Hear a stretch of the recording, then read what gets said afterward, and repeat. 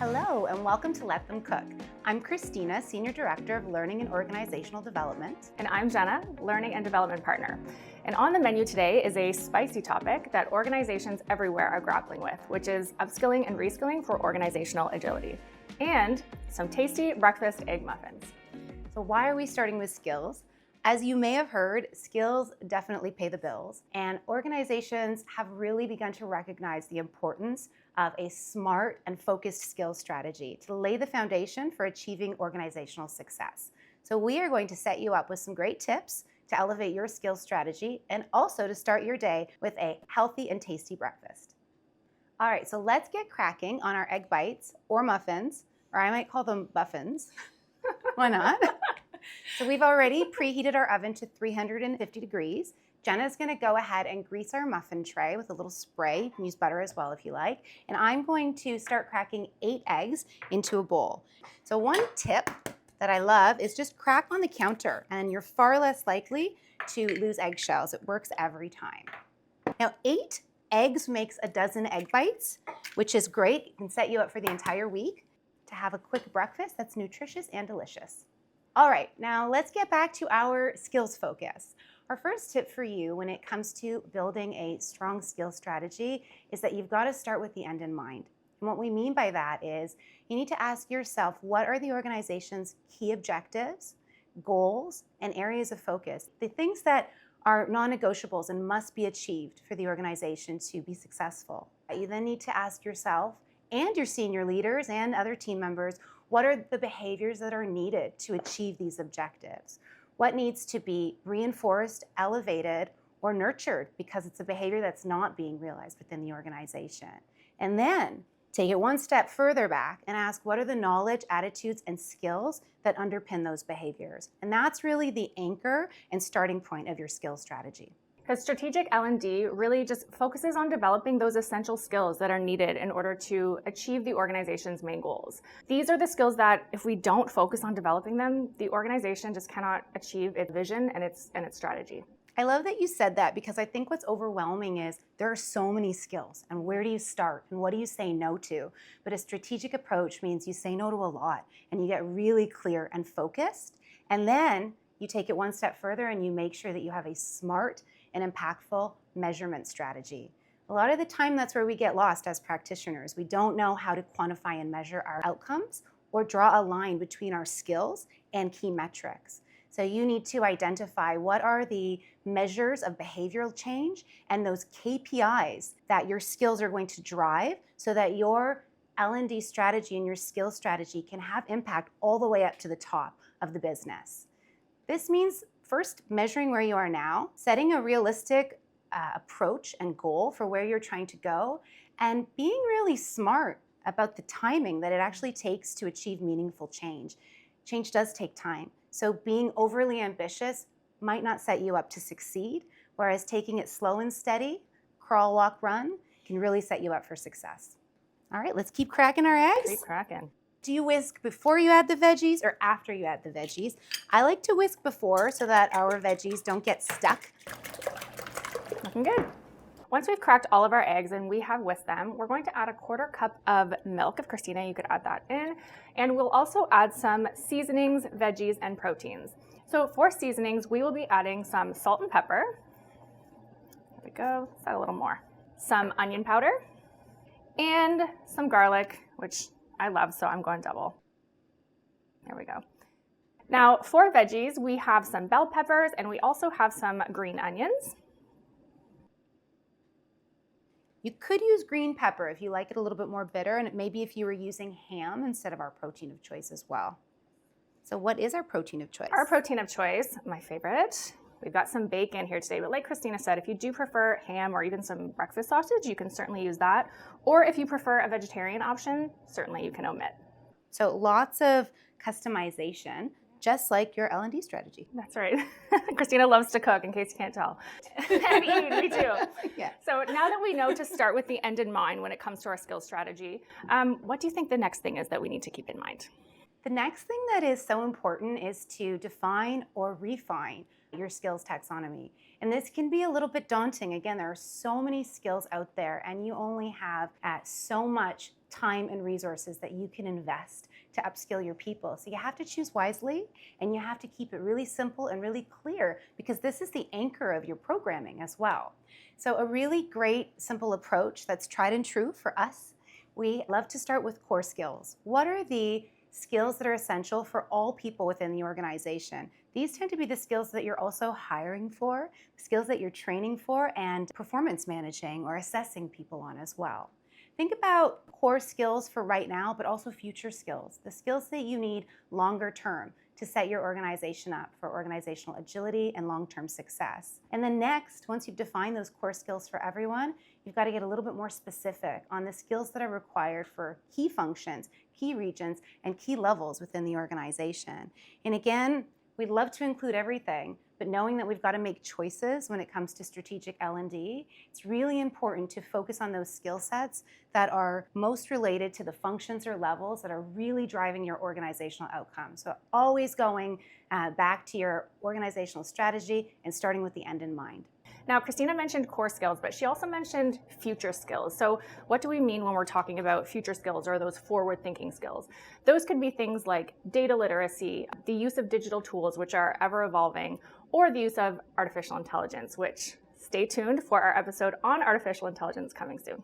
And when it comes to core skills, I like to use the triad of skills for leading self, leading others, and leading the organization. Skills for leading self can include things like emotional intelligence, communication, collaboration, critical thinking. Skills for leading others might include people leadership skills, or even skills for leading your customer.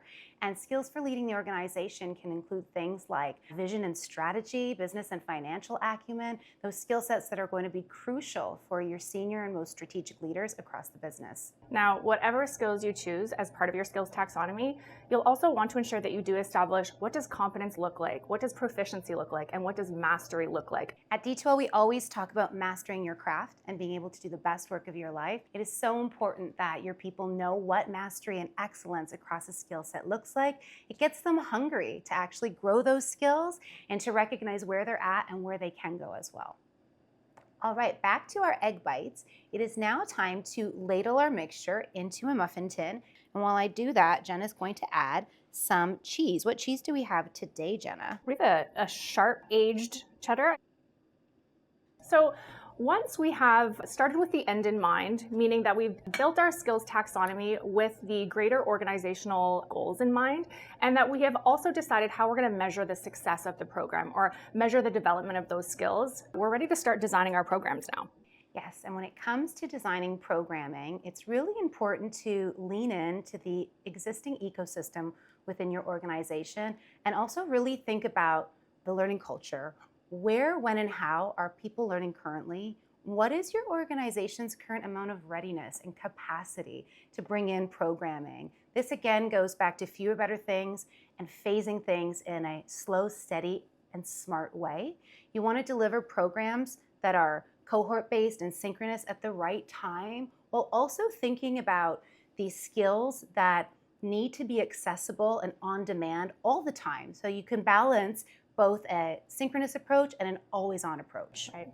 Now, really what this means when she says blending a synchronous and an on-demand approach, it really just helps cater to different learning needs, offering both live and on-demand or in the moment of need.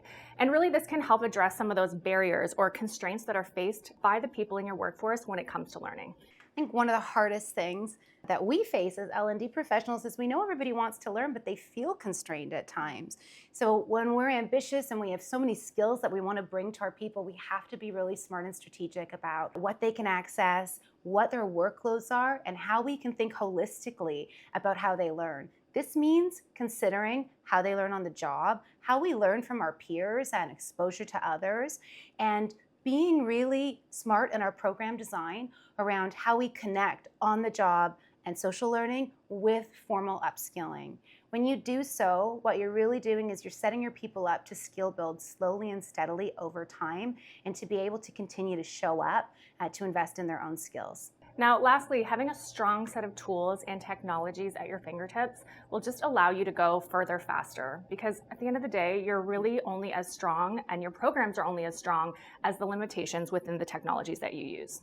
So again, going back to your ecosystem, it's really important to think about what technologies you have to set you up for success and what your gaps are. It's so essential to pick technologies that lead the way in upskilling, like Brightspace.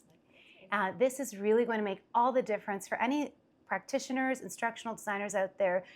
The limitations of your technologies really limit how you can bring a program to life. And when we want to instill competence and ultimately mastery in our people, making the right choices when it comes to those features will help our people develop and help our organization go further faster. Now I'm hungry, so let's get these in the oven. So while our egg bites are cooking up, we're going to leave you with our last top tips to really help you elevate your skill strategy. And when it comes to inspiring your people, it's so important that you get the message out there for your organization. Your people need to understand not only the organization's core skills, but the benefits of investing in their own upskilling. Once you do so, you're going to be able to help inspire them to master their craft, and ultimately, this is going to be reinforced when they see performance excellence and progression as well. Just making sure that they understand this connection will not only help drive those organizational outcomes, but it will hopefully also help them identify their own skill gaps and maybe inspire them to level up on their own. You know, this intrinsic motivation can really help sort of push that development to the next level. I think one of your most trusted partners in this work is internal communications. They can help you market and message in a way that resonates and inspires people. But remember, L&D is not an island. We are a center of excellence, but we can't do this work alone. And there are so many partners that I think it's like a 1 + 1 makes 3 when you partner with these people within the organization. HR is definitely the jelly to our peanut butter, but also connecting with your frontline leaders, connecting with your senior managers, and getting out there is how you're going to be able to communicate with impact and with inspiration. Absolutely. And I would also add that it does involve continuous learning on your end as an L&D practitioner as well, right? Listening to your learners, listening to your people, learning from them, and enhancing, refining, and iterating your programs over time. Just like this recipe, you can customize a little pinch of this and a little dash of that. But we do hope that there are 1 or 2 tips, tried and true, from L&D practitioners that can help. Did you just snag a bite? I can help you on your way. Snack as you see fit. Now I think we're going to go check on these because we are hungry. In case you couldn't tell, yes, I am a little hungry.